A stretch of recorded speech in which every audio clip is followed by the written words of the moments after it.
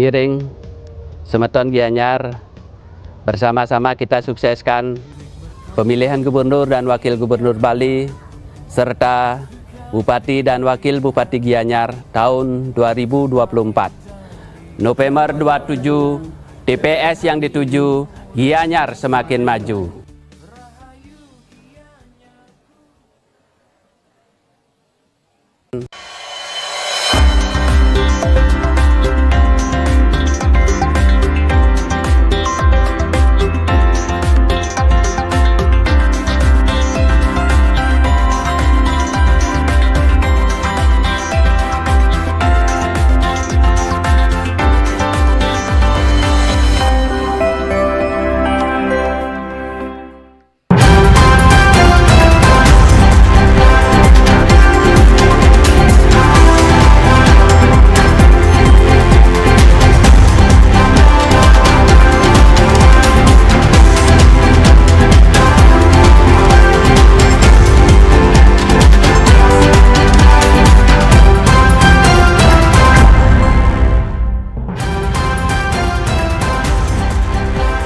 Sampah yang tidak dipilah akan ditolak oleh petugas tempat pembuangan sementara. KPU di sejumlah kabupaten kota memastikan kesiapan menggelar debat publik Pilkada 2024. Om Swastiastu. Saudara, selain dua topik utama tadi, sejumlah informasi penting dan menarik telah kami siapkan untuk menemani Anda hari ini. Bersama saya Dian Ariswari. Ya, dan saya Chandra Kardana. Saudara, inilah Bali hari ini selengkapnya.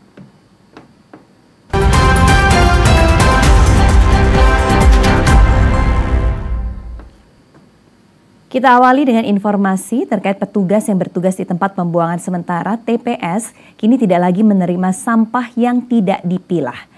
Hal ini sesuai dengan Perda Kota Denpasar nomor 8 tahun 2023 yang mewajibkan masyarakat untuk memilah sampah organik dan non-organik.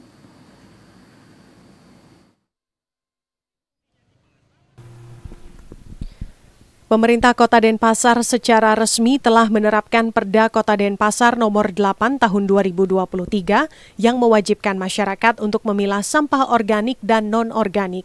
Kebijakan ini telah berlaku mulai 1 Oktober 2024. Sesuai aturan ini, petugas yang bertugas di tempat pembuangan sementara atau TPS pun sudah tidak lagi menerima sampah yang belum dipilah. Salah seorang petugas TPS Kreneng, Nyoman Sudiasa, mengatakan sejak tanggal 1 Oktober dirinya menolak sampah organik dan non-organik yang belum dipisah, khususnya sampah yang dibuang langsung oleh masyarakat ke TPS ini. Dirinya bahkan tidak memperbolehkan masyarakat untuk memilah sampahnya di TPS. Kalau sekarang hari ini untuk yang organik hari apa aja, Pak? Organiknya biasanya hari Sabtu, Senin, Kamis, Sabtu. Sisanya plastik. Ya. Pembuangan sampah ke TPS Kreneng mencapai 10 truk sampah per hari yang dibuang ke TPA Suwung. Namun setelah hari raya seperti Hari Raya Galungan dan Kuningan, jumlah sampah meningkat signifikan yang didominasi sampah organik yakni jenis canang. Dalam Perda Kota Denpasar nomor 8 tahun 2023 ini, jadwal pembuangan sampah pun telah ditetapkan. Dalam jadwal tersebut, sampah organik harus dibuang pada hari Senin, Rabu, Kamis, dan Sabtu. Sedangkan sampah non-organik dibuang pada hari Selasa, Jumat, dan Minggu. Katreni dan Soekarnate melaporkan. Hama potong leher yang menyerang hektaran lahan padi di sejumlah wilayah di Karangasem kini semakin mengganas. Kondisi ini berdampak pada menurunnya hasil panen padi petani, sementara berbagai upaya dilakukan oleh petani untuk mencari varietas padi yang tahan terhadap hama ini.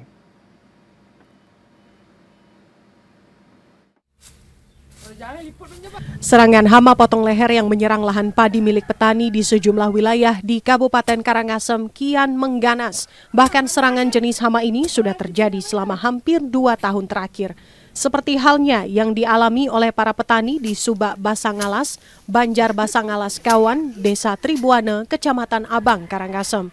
Hama potong leher yang telah menyerang lahan padi mereka ini sulit untuk dikendalikan.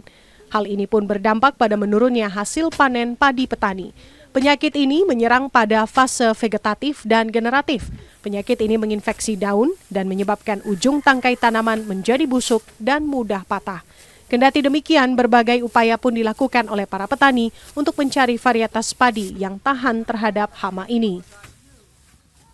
Kalau hasilnya dibilang bagus ya bagus, ya dibilang tetap seperti dulu ya tetap karena ini padi baru. Baru ini belum. Sejauh ini hama apa yang menyerang Pak di sini, Pak? Sebelumnya hama itu mati dangol. Apa namanya itu mati dangol? Mati bukunya itu. Oh, ciri-cirinya gimana, Pak? Itu dangolnya. Batangnya. Leher padinya itu menunduk itu. Menunduk ya. Ya, enggak ada isinya. Belum berisi Sudah langsung Sudah, ya. patah ya. Ya, sudah patah. Oke, Pak. Itu sudah berapa lama, Pak? Dari dulu dah. Hama potong leher padi adalah penyakit yang disebabkan oleh jamur Pyricularia grisea atau Pyricularia oryzae. Penyakit potong leher dapat dikendalikan dengan mengembalikan jerami, memperbanyak pupuk kandang, pupuk buatan atau abu bakaran, serta menghindari penggunaan herbisida. Andi Husain melaporkan. Sebuah bus terbakar di Jalan Raya Denpasar Gilimanuk, Desa Gumreh, Jembrana pada Senin dini hari 7 Oktober 2024. Kebakaran tersebut dipicu korsleting atau hubungan arus pendek listrik pada dinamo bus yang tengah melaju menuju Denpasar. Peristiwa kebakaran bus akap tersebut bermula saat sopir bus Domingus Jamhamo, 55 tahun, melihat percikan api di bagian dinamo wiper. Api dengan cepat membesar sehingga sopir bus panik dan segera turun dari kendaraan.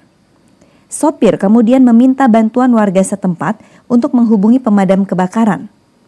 Kasatpol PP Jembrana, Imade Leo Agus Jaya mengatakan, dalam kejadian ini tidak ada penumpang di dalam bus, sehingga tidak ada korban jiwa yang dilaporkan.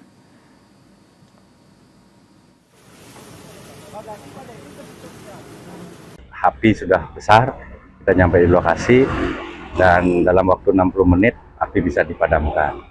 Nah, kemudian terkait dengan penyebab, itu diperkirakan ada konsleting kelistrikan pada bus tersebut.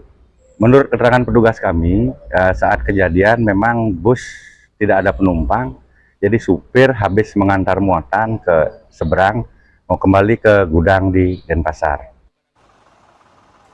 Dalam proses pemadaman, sebanyak 4 armada pemadam kebakaran dan 2 tangki air dikerahkan. Proses pemadaman berlangsung selama 65 menit dengan total air yang digunakan mencapai 11.000 liter.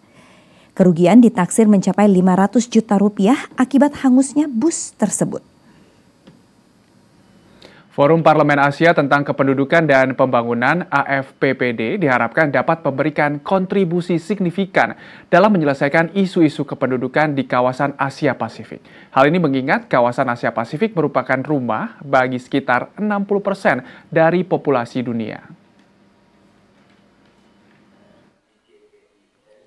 Forum Parlemen Asia tentang Kependudukan dan Pembangunan atau Asian Forum of Parliamentarians on Population and Development atau AFPPD berlangsung di Nusa Dua mulai 7 hingga 9 Oktober 2024. Dengan jaringan luas yang terdiri dari anggota parlemen dari 33 negara di kawasan Asia Pasifik dan Asia Tengah, forum ini bertujuan mendorong keterlibatan parlemen dalam menangani isu-isu kependudukan dan pembangunan, serta mendukung pencapaian tujuan pembangunan berkelanjutan. Mewakili pemerintah Indonesia, Badan Kependudukan dan Keluarga Berencana Nasional BKKBN berharap forum ini dapat memberikan kontribusi bagi penyelesaian isu-isu kependudukan di kawasan Asia Pasifik. Sangat penting di Asia Pasifik karena indikator kita bergerak sedikit saja jadi Asia Pasifik sangat menentukan indikator global karena 60% penduduk kita ada di Asia Pasifik. Melalui diskusi dan kolaborasi para pemangku kepentingan diharapkan dapat tercipta solusi yang lebih inovatif dan berkelanjutan yang dapat diimplementasikan di berbagai negara. Hal ini juga membantu memperkuat kapasitas nasional dalam merumuskan dan melaksanakan kebijakan yang mendukung pembangunan berkelanjutan dan kesejahteraan masyarakat. Jadi mengadvokasi member of parliament, jadi mengadvokasi teman-teman parlemen, melakukan capacity building, membangun networking, kemudian kita membangun juga kerjasama isu-isu yang berhubungan khususnya tentang kependudukan dan pembangunan. Kawasan Asia Pasifik saat ini tengah mengalami 3 perubahan demografi utama yang memiliki implikasi signifikan, yaitu penurunan fertilitas, bonus demografi, dan penuaan penduduk. Selain itu, perubahan iklim menjadi isu global yang juga dibahas dalam forum ini karena memiliki dampak luas terhadap kesehatan, ketahanan pangan, dan migrasi penduduk, serta memengaruhi upaya pembangunan berkelanjutan di kawasan Asia Pasifik. Indra Wijaya melaporkan. Kampanye tatap muka dalam Pilkada serentak 2024 wajib mengantongi izin. Informasi akan kami hadirkan sesaat lagi dalam segmen Pilkada serentak 2024. Jadi tetaplah bersama kami. TVRI Bali, media pemersatu bangsa.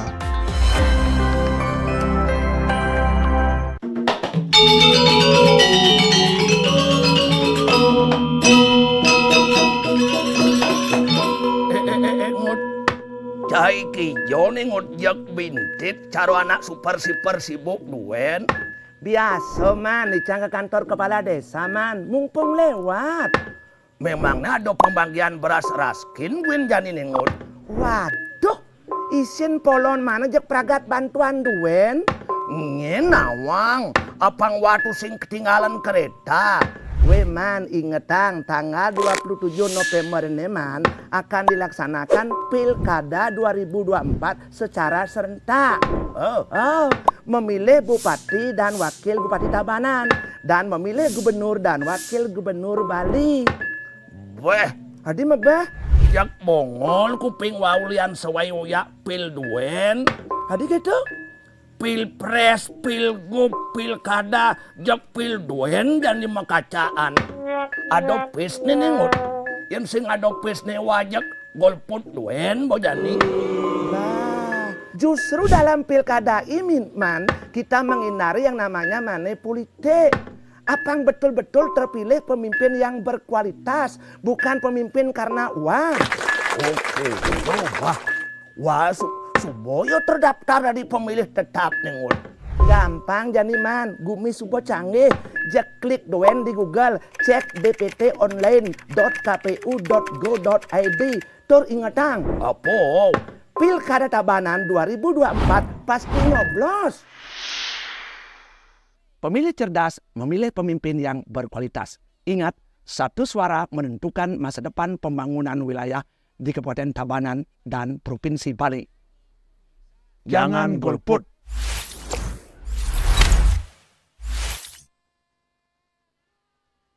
Om Swastiastu, aingir hajeng sore para pemirsa kecunduk malih sareng titiang Agung Wirasuta. Lan titiang Rina Sofira. Ring acara dedalu.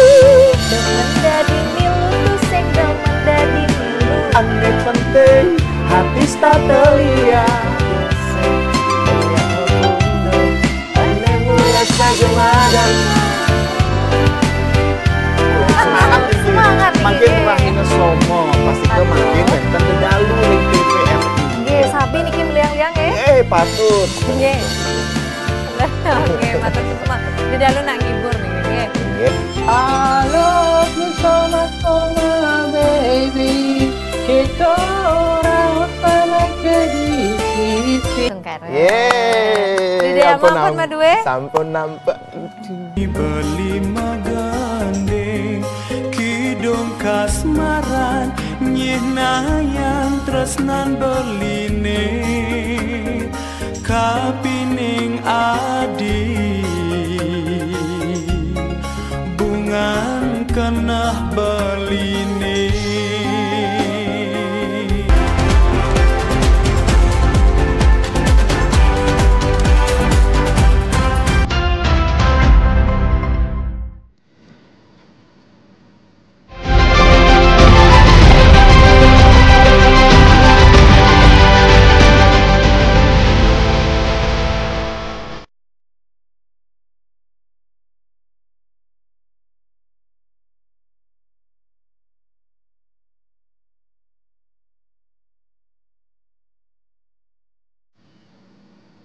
Terima kasih Anda masih bersama kami. Saudara calon Gubernur Bali nomor urut 1, Made Mulyawan Arya, berkomitmen untuk menuntaskan proyek air Telaga Wajah untuk memenuhi kebutuhan air bersih masyarakat Karangasem apabila memenangkan kontestasi Pilkada 2024. Hal tersebut disampaikan oleh calon Gubernur Bali nomor urut 1 saat mengunjungi Banjar Tumbu Kaler, Desa Tumbu, Kecamatan Karangasem.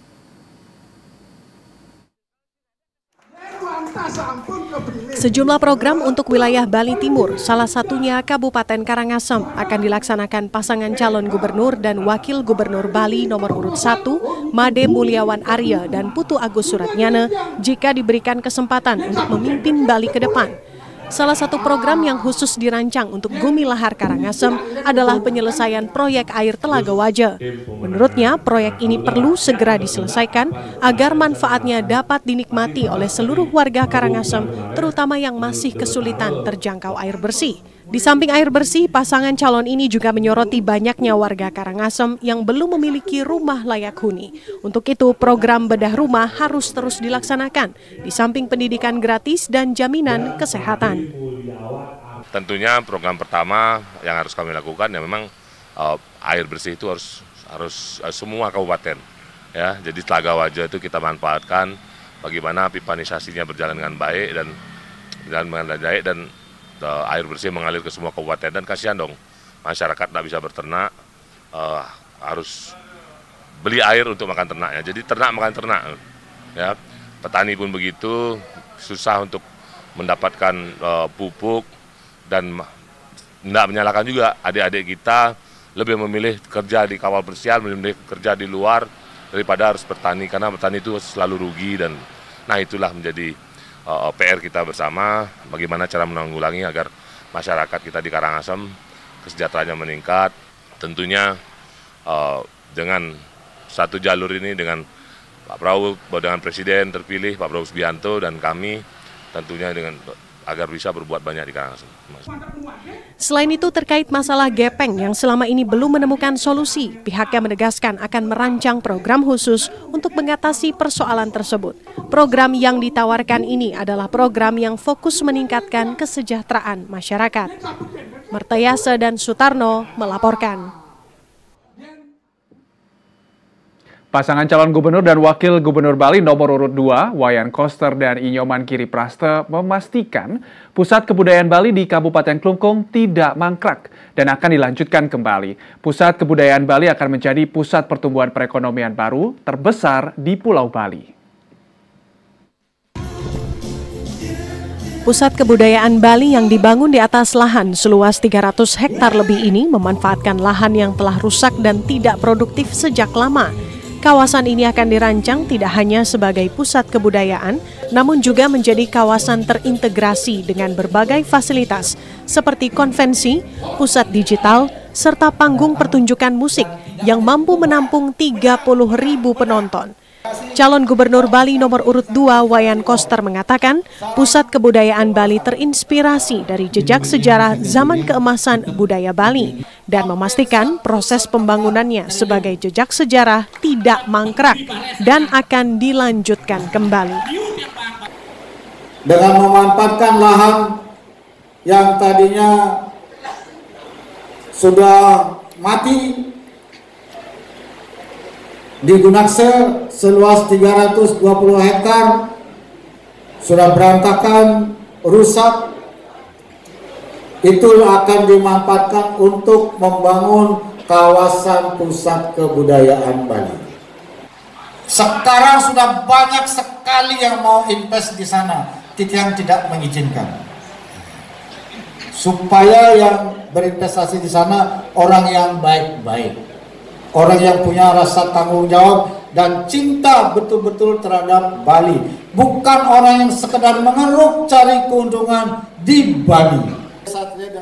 Keberadaan pusat kebudayaan Bali diyakini tidak hanya menjadi pendorong peningkatan perekonomian di wilayah Bali, Tengah, dan Timur, namun juga akan menyerap tenaga kerja lokal hingga 30.000 orang, terutama dari wilayah Kabupaten Klungkung. Usai melaksanakan kampanye di Kecamatan Banjarangkan, Paslon Koster Giri melanjutkan kampanye di Kecamatan Dawan dan Kecamatan Klungkung. Haris dan Nyoman Bude melaporkan.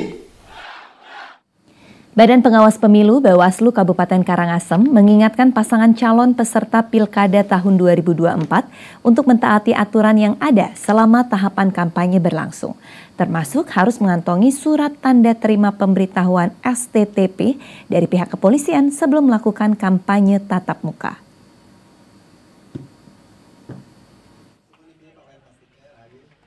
Sesuai peraturan KPU nomor 13 tahun 2024, paslon tim kampanye dan relawan wajib melakukan pemberitahuan ke kepolisian setempat sebelum melakukan kampanye tatap muka.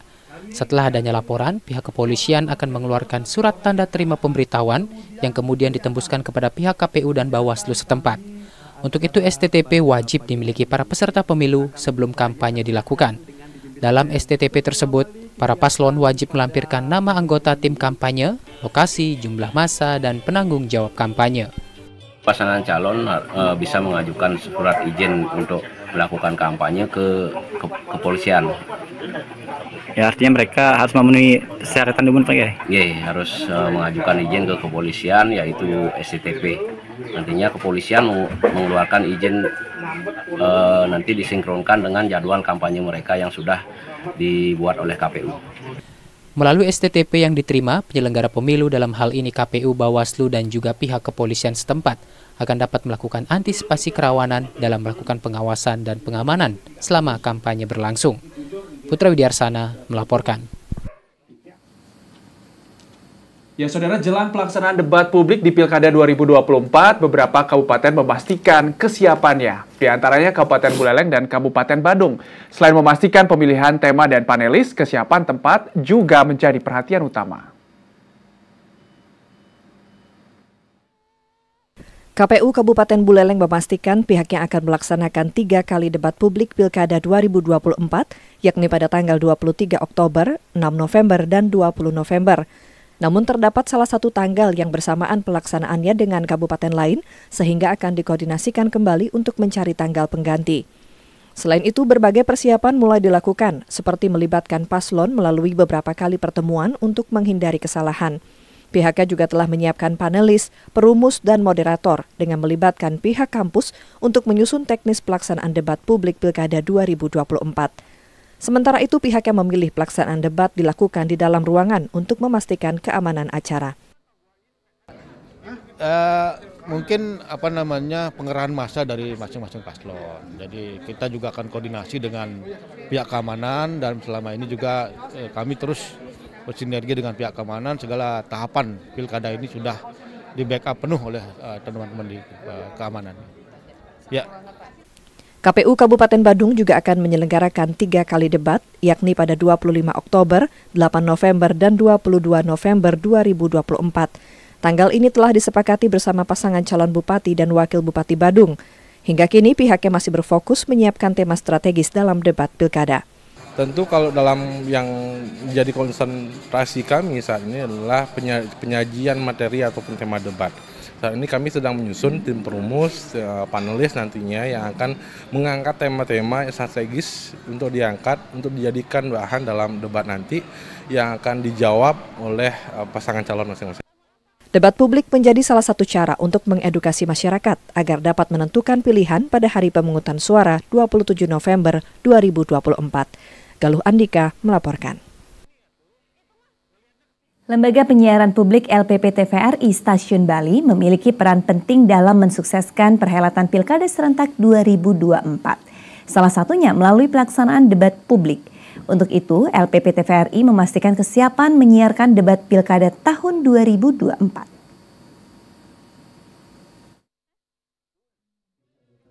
TVRI Stasiun Bali berkolaborasi dengan KPU dan Bawaslu Provinsi Bali guna mendukung pelaksanaan tahapan Pilkada Serentak 2024 berjalan dengan baik. Debat publik menjadi salah satu tahapan penting yang akan segera berlangsung dan memerlukan persiapan matang. Ketua Tim Perencanaan dan Pengendalian Pengembangan Usaha TVRI Bali, Nyoman Astini, melalui kegiatan Marketing Gathering TVRI Stasiun Bali tahun 2024, menyampaikan kesiapan TVRI, baik dari segi teknis, program, hingga sumber daya manusia dalam menyukseskan debat pilkada. TVRI Bali memberikan keyakinan kepada calon mitra di seluruh Bali terkait kerjasama pilkada. Bukan hanya kuantitas debat, dirinya juga memastikan kualitas debat pilkada yang nantinya akan berlangsung. Bahwa TVRI betul-betul siap dalam pelaksanaan debat ini nanti, sehingga kami betul-betul akan mengedepankan kualitas dengan tadi sudah kami sampaikan juga kepada para mitra bagaimana kesiapan dari peralatan kami, transmisi kami, termasuk juga dari kesiapan SDM kami untuk bisa melaksanakan kerjasama ini dengan baik, lancar, dan tidak ada permasalahan. Memasuki masa kampanye, debat pilkada menjadi salah satu poin krusial yang dapat membantu masyarakat untuk mengetahui visi misi masing-masing pasangan calon kepala daerah. Setidaknya sebanyak 20 debat dari seluruh daerah di Provinsi Bali akan berlangsung pada pilkada tahun ini. TVRI Bali pun memastikan konsistensi dalam mengawal berbagai tahapan pilkada, salah satunya pelaksanaan debat publik ini. Galuh dan Andika melaporkan. Badan Pengawas Pemilu Bawaslu Kabupaten Jembrana menerima laporan perusakan alat peraga kampanye salah satu pasangan calon bupati dan wakil bupati Jembrana pada Sabtu 5 Oktober 2024. Bawaslu Jembrana akan melakukan kajian awal atas laporan tersebut. Salah seorang warga melaporkan adanya aksi perusakan alat peraga kampanye berupa spanduk salah satu pasangan calon bupati dan wakil bupati Jembrana di Banjar Petanahan, Desa Batuagung, Kecamatan Jembrana. Koordinator Pelanggaran dan Penanganan Sengketa Bawaslu Jembrana, Pandemade Adi Mulyawan mengatakan, Bawaslu Jembrana sudah menerima laporan dari warga dengan didampingi kuasa hukum melaporkan aksi perusakan spanduk dan baliho.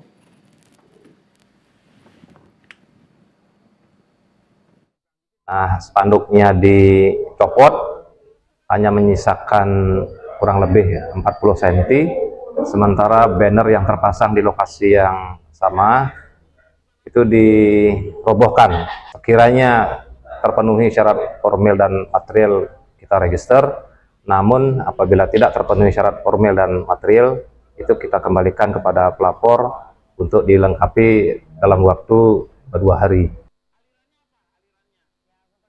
Bawaslu Jembrana memiliki waktu 2 hari untuk melakukan kajian awal sebelum memutuskan proses lebih lanjut. Badan Pengawas Pemilu meminta partai politik menurunkan alat peraga sosialisasi APS yang masih terpasang secara mandiri. Informasi akan kami hadirkan masih dalam segmen Pilkada Serentak 2024 usai jeda. Tetaplah bersama Bali hari ini. TVRI Bali, media pemersatu bangsa.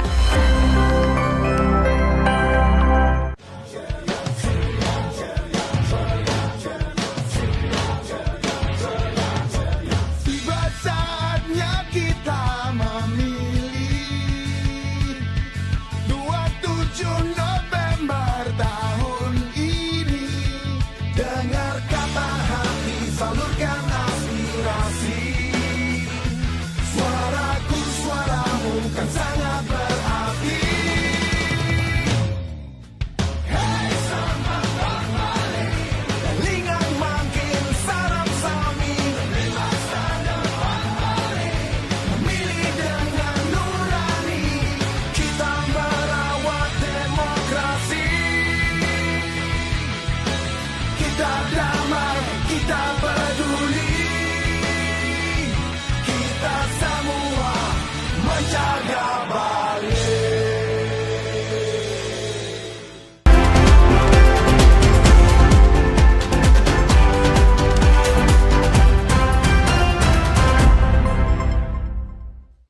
Terima kasih Anda masih bersama kami. Saudara, Bawaslu Kabupaten Karangasem masih menemukan adanya pemasangan alat peraga sosialisasi atau APS yang melanggar aturan pada masa kampanye. Bawaslu pun telah meminta panitia pengawas di tingkat kecamatan untuk melakukan pendataan terhadap adanya APS yang masih terpasang di sepanjang jalan. Koordinator Divisi Penanganan Pelanggaran, Data dan Informasi Bawaslu Karangasem, IKD Arianta Putra mengatakan, hingga saat ini pihaknya masih melakukan pendataan terhadap sejumlah APS berupa spanduk, pamflet, dan baliho yang masih terpasang di sepanjang jalan desa dan kecamatan di Karangasem. Bawaslu Karangasem mengimbau partai politik dan pasangan calon untuk segera menurunkan APS secara mandiri sebelum adanya penertiban dari aparat terkait. Penertiban akan segera dilakukan Satpol PP dan jajaran Bawaslu di tingkat kecamatan dan desa.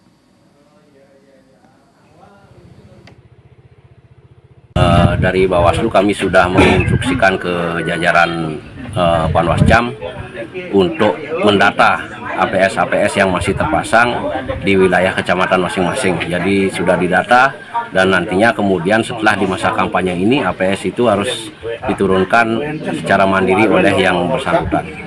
Ya, untuk saat ini APK yang dipasang sendiri apakah sudah tercantum zona-zona yang ada, Pak Kades? Sampai saat ini, hari ini baru keluar BA dari KPU untuk zona pemasangan APK. Saat ini KPU Kabupaten Karangasem telah menentukan zona penempatan alat peraga kampanye atau APK di seluruh wilayah kelurahan dan desa hingga kecamatan. Dengan adanya penentuan zona pemasangan ini, diharapkan paslon peserta pilkada dapat melakukan pemasangan APK sesuai dengan zona yang ditentukan sehingga nantinya tidak melanggar aturan. Tidak hanya menyasar aparatur sipil negara, Badan Pengawas Pemilu Bawaslu Kabupaten Tabanan juga menyasar para bendesa adat untuk menghindari adanya pelanggaran yang dapat dilakukan bendesa adat. Bawaslu menegaskan bendesa adat diperbolehkan mengikuti kampanye, namun tidak boleh memprovokasi atau melarang warga untuk tidak memilih salah satu pasangan calon.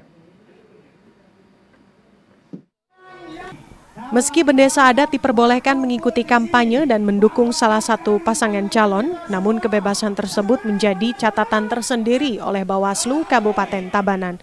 Ketua Bawaslu Kabupaten Tabanan, Iketut Narte, mengatakan kebebasan untuk ikut kampanye dan menentukan pilihan pada salah satu paslon tetap diawasi Bawaslu, terutama para bendesa adat. Meski demikian, seorang bendesa adat dilarang melakukan pengerahan massa untuk mendukung salah satu paslon atau melarang masyarakat untuk tidak memilih salah satu paslon. Jika melanggar, maka bendesa adat tersebut akan dikenakan sanksi pidana. Ketika nanti ada juru adat akan melakukan atau melarang memilih paslon tertentu, untuk mengajak memilih, tapi dan melarang memilih paslon tertentu, ini kami akan ambil bukan lembaganya, seseorang personalnya. Seseorang ini kalau provokasi melarang untuk memilih calon tertentu, ini ada unsur pidananya juga. Gitu. Bawaslu Tabanan mengimbau bendesa adat di seluruh wilayah Kabupaten Tabanan agar menjaga sikap dan tidak memprovokasi masyarakat selama masa kampanye berlangsung. Wayan Suwantre melaporkan. KPU Provinsi Bali menyebut proses pencetakan surat suara pemilihan Bupati Wakil Bupati Klungkung masih menunggu persetujuan para pasangan calon terkait desain surat suara. Pencetakan surat suara akan dilakukan di salah satu percetakan di Bali untuk mempermudah distribusi dan juga pengawasan. Ketua KPU Provinsi Bali, Idewa Agung Gede Lidartawan, mengatakan proses pencetakan surat suara untuk pemilihan Bupati dan Wakil Bupati Klungkung baru dapat dilakukan setelah para pasangan calon menyetujui desain surat suara, di mana pencetakan surat suara akan dilakukan di salah satu percetakan di Kota Denpasar. Pencetakan surat suara dimulai pada tanggal 7 Oktober dengan mengutamakan pencetakan surat suara untuk daerah dengan jumlah pemilih terbanyak di Bali, seperti Kabupaten Buleleng dan Kota Denpasar. Sementara Kabupaten Klungkung mendapat giliran terakhir, yakni pada tanggal 27 hingga 28 Oktober 2024. Sedangkan pengiriman surat suara dari percetakan di Denpasar ke Kabupaten Klungkung rencananya dilakukan pada tanggal 30 Oktober.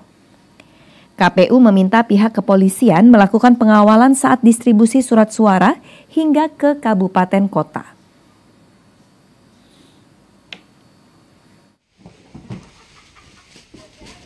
Untuk surat suaranya sudah dicetak? Belum, surat suaranya masih approval dummy surat suara. Sekarang masih di-approve para kandidat. Sudah oke nggak? Kalau sudah oke tinggal masuk. Ya. Yang jelas kita sudah berkontrak dengan Temprina. Kelungkung telah menerima logistik lainnya berupa kotak suara, bilik suara, dan tinta untuk kelengkapan Pilkada 2024. Logistik tersebut disimpan di gudang logistik Gor Swecapura, Desa Gelgel, Kelungkung. Untuk memastikan hak pilih masyarakat pada Pilkada Serentak 2024 dapat tersalurkan dengan baik, KPU Kabupaten Bangli mulai membuka layanan pendaftaran pindah memilih. Layanan ini dibuka hingga 7 hari sebelum pencoblosan.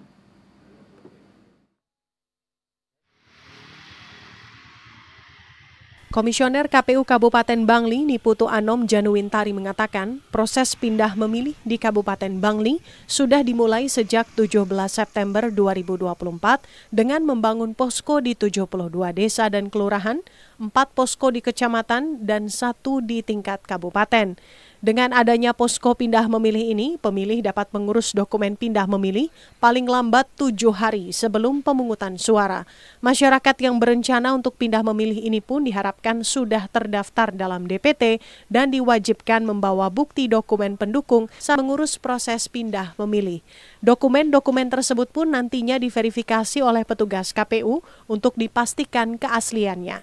KPU juga akan menerbitkan formulir pindah memilih.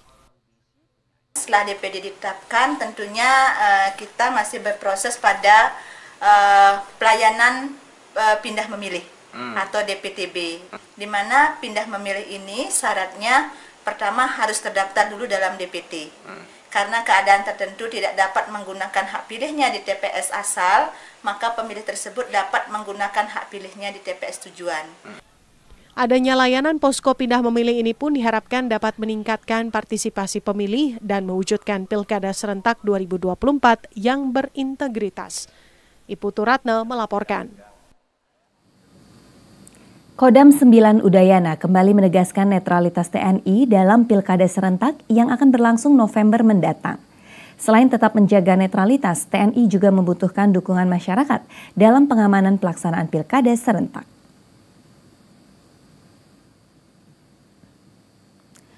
Sikap tegas ini disampaikan oleh Kasdam 9 Udayana, Brigjen TNI Hartono. Menurutnya, sikap netralitas TNI ini dengan tegas telah diamanatkan oleh Undang-Undang Nomor 34 Tahun 2004 tentang TNI yang salah satunya memuat perihal larangan berpolitik praktis. Selain itu, Brigjen TNI Hartono pun meminta dukungan masyarakat terhadap TNI dalam melaksanakan tugas pengamanan pilkada agar dapat berjalan baik.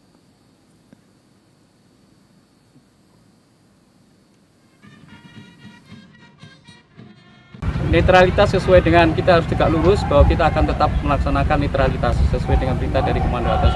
Namun demikian, hal ini kita harus tetap mendapat dukungan dari masyarakat agar kita tetap bisa melaksanakan tugas pengamanan ini secara keseluruhan dengan baik dan aman, tentunya didukung oleh komponen yang ada di masyarakat. Diketahui pelaksanaan Pilkada Serentak akan berlangsung pada 27 November mendatang. Terdapat 508 kabupaten kota di 37 provinsi seluruh Indonesia yang akan melangsungkan pemilihan kepala daerah. Pimpinan organisasi perangkat daerah di lingkungan Pemkab Bangli menandatangani Fakta Integritas terkait netralitas ASN dalam Pilkada Bangli 2024. Selain membuat Fakta Integritas, masing-masing OPD diwajibkan membuat video ikrar netralitas. PJS Bupati Bangli Imade Rentin menegaskan menghadapi Pilkada Serentak 2024 menjadi keharusan bagi seluruh ASN dan non-ASN di Kabupaten Bangli untuk mengedepankan netralitas. Terkait hal tersebut, pihaknya mewajibkan seluruh pimpinan OPD menandatangani Fakta Integritas serta menyatakan ikrar netralitas terhadap pelaksanaan Pilkada. Tidak hanya itu, pihaknya bersama Bawaslu Bangli akan segera melakukan sosialisasi dan edukasi kepada pegawai hingga di lingkup paling bawah, mulai dari kecamatan, beserta jajaran perbekal dan bendesa. Dengan kerjasama seluruh pihak, pesta demokrasi di Kabupaten Bangli dapat berjalan sesuai dengan harapan bersama. Jenjang tingkatan sanksi itu tentu disesuaikan dengan jenis pelanggaran. Bukan gujuk-gujuk serta-merta begitu dinyatakan melanggar oleh Bawaslu langsung pemecatan, tidak serta-merta. Tentu ada mulai dari teguran lisan, teguran tertulis sampai pernyataan kepada yang bersangkutan untuk tidak mengulangi sampai dengan yang paling berat.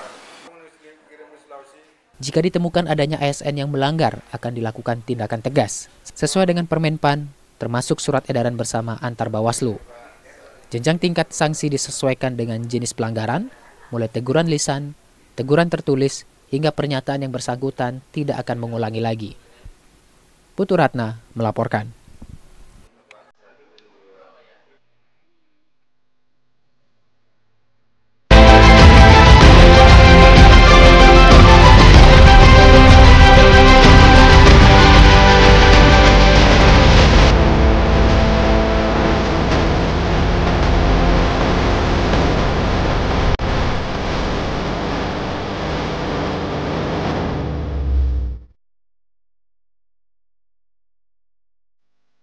Informasi menarik lainnya, saudara, akan kami hadirkan sesaat lagi. Tetaplah bersama Bali Hari Ini.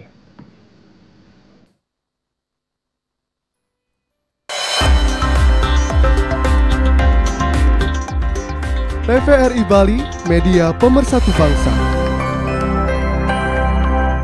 Om Swastiastu, aingir hajeng sore para pemirsa kecunduk malih sareng titiang Agung Wirasuta. Lan titiang Nina Ersafira. Dengan acara dedalu. Mendadi milu, senggel mendadi milu. Ane penting, hati statelia. Ane mulai saja madan. Semangat. Makin rahina slomo, pasti ke makin benten dedalu ring TVRI. Sabi niki meliang-liang patut. Nggih. Oke, matur semua. Dedalu nak ngibur nih, nggih. Nggih. I love you so much, oh my baby. Kita orang sama kedisi. Yeay. Ampun madue. Sampun nampak. Beli magandeng kidung kasmaran nyenayan tresnan beline kapining adi bungan kenah beline.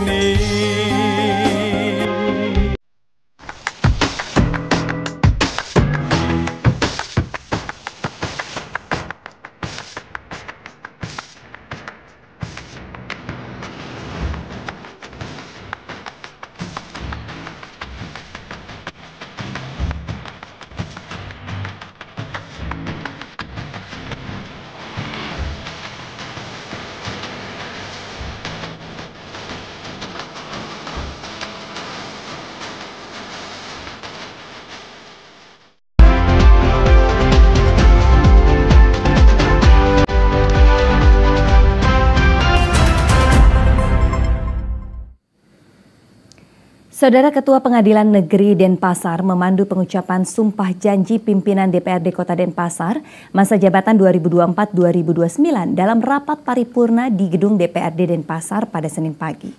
Dalam peresmian pengangkatan ini ditetapkan Ketua DPRD dan 3 orang Wakil Ketua DPRD Kota Denpasar.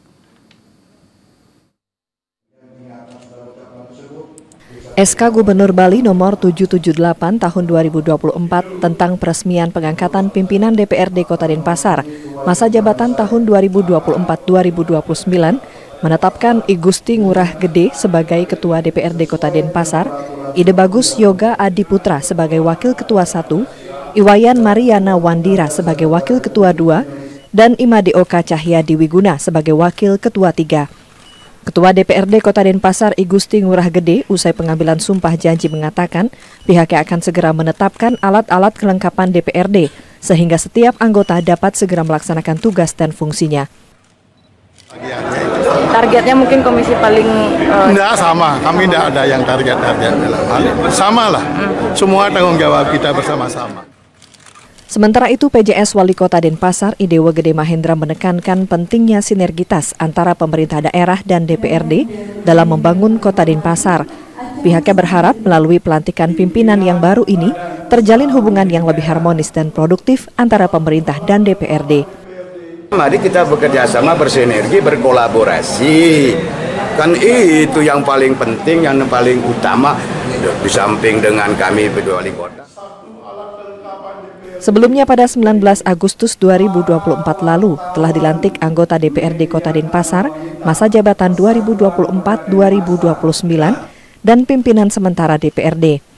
45 orang anggota DPRD Kota Denpasar periode 2024-2029 terdiri atas 22 orang dari PDIP, 9 orang dari Partai Gerindra, 7 orang dari Partai Golkar, 3 orang dari PSI, 2 orang dari Partai Demokrat, 1 orang dari Partai Nasdem, dan 1 orang dari Partai Gelora, dan terdapat 16 orang wajah baru. Sugiarto melaporkan. Ratusan warga antusias menyaksikan defile TNI yang berlangsung di Jalan Raya Puputan, Renon, Denpasar pada Sabtu siang. Defile ini merupakan bagian dari kegiatan peringatan HUT ke-79 TNI yang dilaksanakan Kodam 9 Udayana. Para prajurit TNI dengan langkah tegap rapi berjalan di hadapan masyarakat yang antusias menyaksikan pagelaran defile TNI. Para prajurit dari Trimatra TNI ini satu persatu melangkah dengan iringan marching band Kodam 9 Udayana. Sejumlah anak-anak yang hadir pun sangat antusias menyaksikan barisan prajurit dan konvoi sejumlah kendaraan tempur TNI yang mengikuti defile. Salah satu warga yang menyaksikan mengaku sengaja membawa anaknya melihat pagelaran defile untuk menumbuhkan semangat dan kecintaan anaknya terhadap TNI.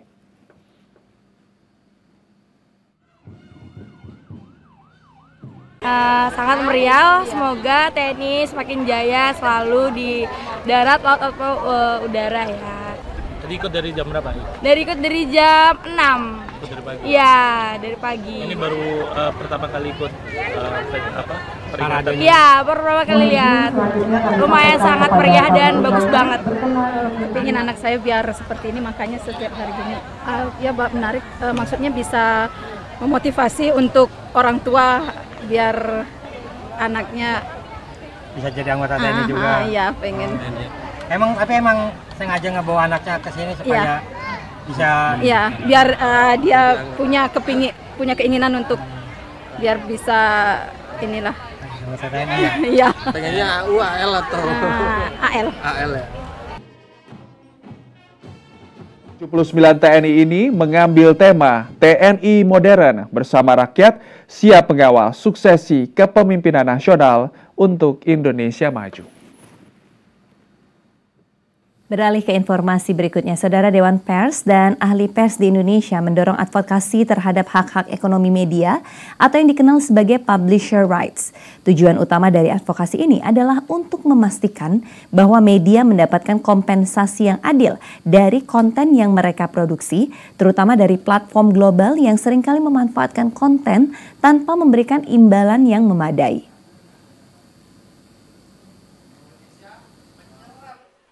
Ahli Pers Indonesia yang juga Ketua Dewan Pengawas LPP TVRI, Agus Sudibyo mengatakan, dominasi Google dalam mesin pencari, web browser, dan sistem operasi Android saat ini telah memberikan kontrol besar atas distribusi konten, termasuk konten jurnalistik di Indonesia. Ketergantungan publisher atau penerbit terhadap Google sangatlah tinggi, terutama karena sebagian besar trafik ke situs berita berasal dari mesin pencari dan media sosial. Disebutkan belanja iklan digital di Indonesia juga menunjukkan tren yang serupa. Pada awal tahun 2024, total belanja iklan mencapai sekitar 6,66 miliar dolar Amerika Serikat atau sekitar 32 triliun rupiah, dengan 46% diantaranya adalah iklan digital. Dari jumlah tersebut, 32% lebih adalah iklan dari mesin pencari yang sebagian besar diambil oleh Google dengan market share sebesar 95,2%.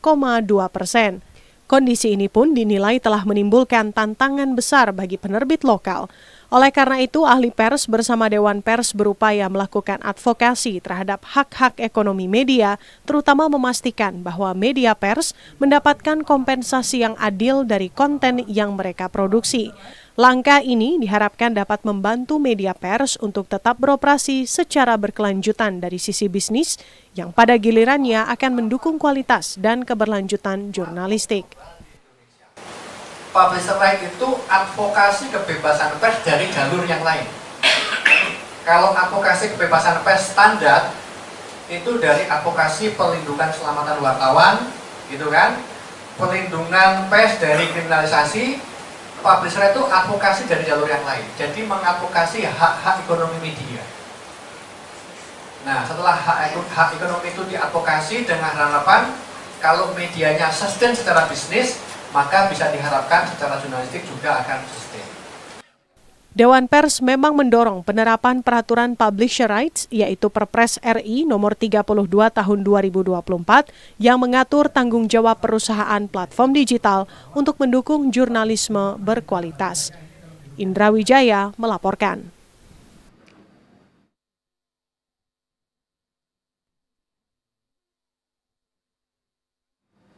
Dan saudara, kini kami sampaikan perakiraan cuaca untuk besok 8 Oktober 2024 dari BBMKG wilayah 3 Denpasar berikut ini. Halo pemirsa TVRI, berikut kami sampaikan perakiraan cuaca di Provinsi Bali berlaku untuk tanggal 8 Oktober 2024, di mana cuaca secara umum diprediksi cerah berawan dengan potensi hujan ringan secara tidak merata dapat terjadi di wilayah Bali bagian tengah dan juga barat.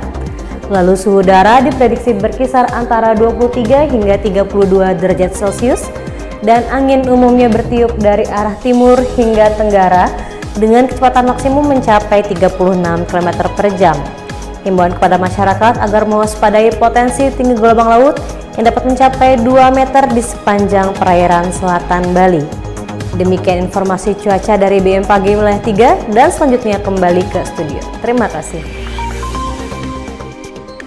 Saudara, demikianlah Bali hari ini. Siaran TVRI Bali dapat disaksikan melalui aplikasi TVRI Klik dan via satelit Telkom 4. Dan akhirnya kami mewakili kerabat kerja yang bertugas pamit undur diri dari hadapan Anda. Terima kasih atas perhatian dan kebersamaan Anda. Tetap saksikan TVRI, media pemersatu bangsa. Sampai jumpa.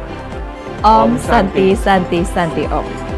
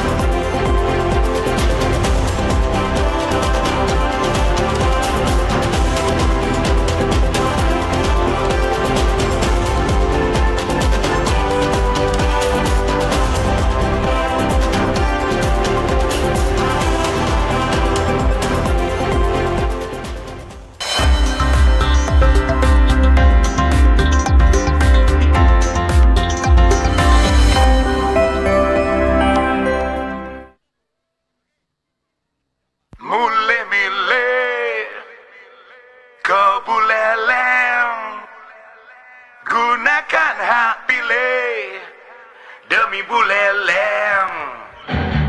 Halo masyarakat Buleleng, dimanapun berada. Khususnya warga masyarakat Buleleng yang hari ini sedang merantau di luar Kabupaten